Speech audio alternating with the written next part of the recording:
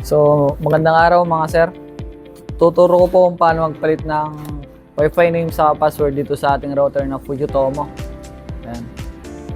Fujitomo Model X08DB. So, tara.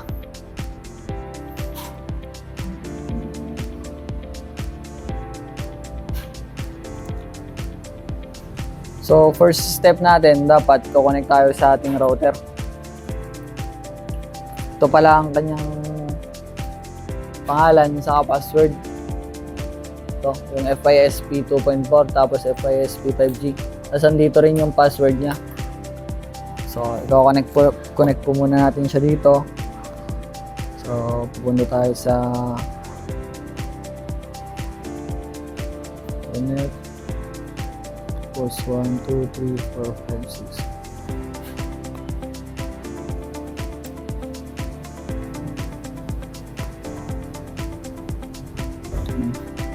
So, una natin gagawin, punta tayo sa ating Chrome.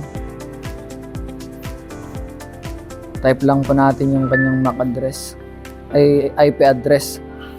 192.68.1.1. So, ganyan po magpapakita. Tapos dito sa kanyang username, may nakalagay na pong user. So, ang ilalagay na lang po natin sa yung password na lang. Ang kanyang password is 1234. So, papakita ganyan. Ang una nating pupuntahan mga sir, punta po tayo dito sa network. Yan, network po. Click lang po natin yung network. Tapos, sa pagpapalit po ng pangalan, dito po siya sa SSID settings.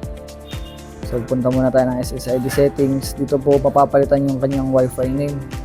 Tapos, sa security naman po, dito po siya sa yung password, dito po siya sa security. Ayan. Yan po yung kanyang password. So, ang una po natin gagawin is magpapalit po tayo ng pangalan.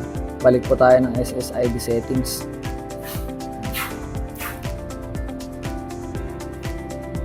Bali, dalawa po pala ito mga sir. Meron pong 2.4 saka 5G. Yung 2.4 po, siya po itong SSID 1. Ito. Para mapunta ka naman po sa 5G, kailangan mo lang pong i-click yung SSID 1 at papalitan nyo po ng SSID 5. Yan. Yan po. So, check po natin kung saan tayo nakakonect. Nakakonect po tayo sa 5G. Una kong papalitan is yung 2.4. Balik po tayo ng SSID 1. So, kunwari, ang ilalagay kong pangalan is for Riff. Pero na po bahala kung anong gusto nyo yung pangalan. Sasubmit ko lang yan, click ko lang po yung submit para mag-apply po. So yun, pagka nagganon na po yun, napalitan na po siya. So susunod po natin yung security. Ang uunahin naman po natin, napapalitan ng password is yung SSID 1 para sa 2.4 po.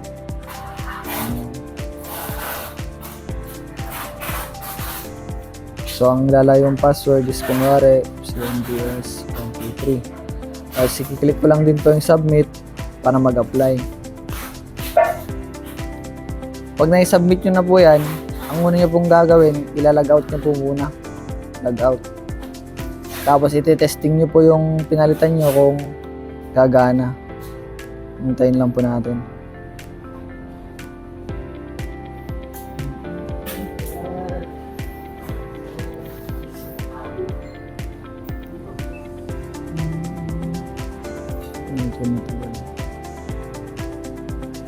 So, yun.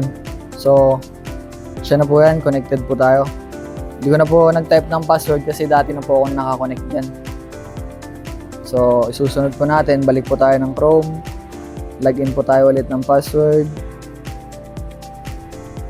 1, 2, 3, 4. Confirm.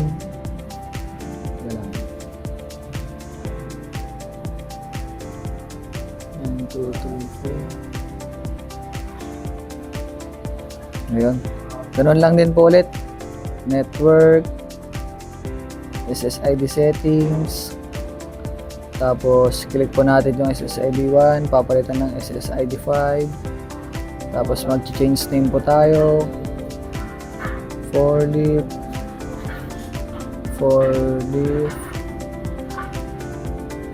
Tapos submit pa natin. Tapos sa security, sa password, punta po tayo ng security. Tapos click po natin SSID 1, palitan po natin ng SSID 5. Tracing po natin yan. Lalagay po natin yung password. Tapos submit. So logout po natin ulit. Check po natin kung makaka-connect po tayo.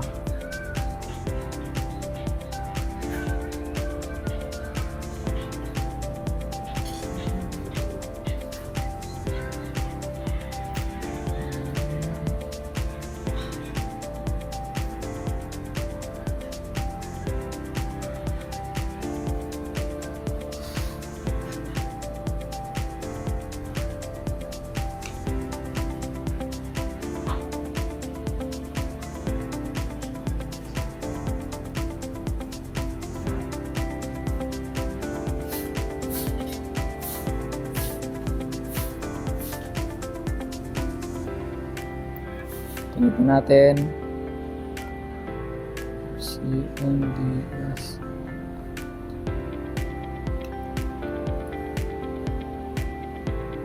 So yun, connected po tayo.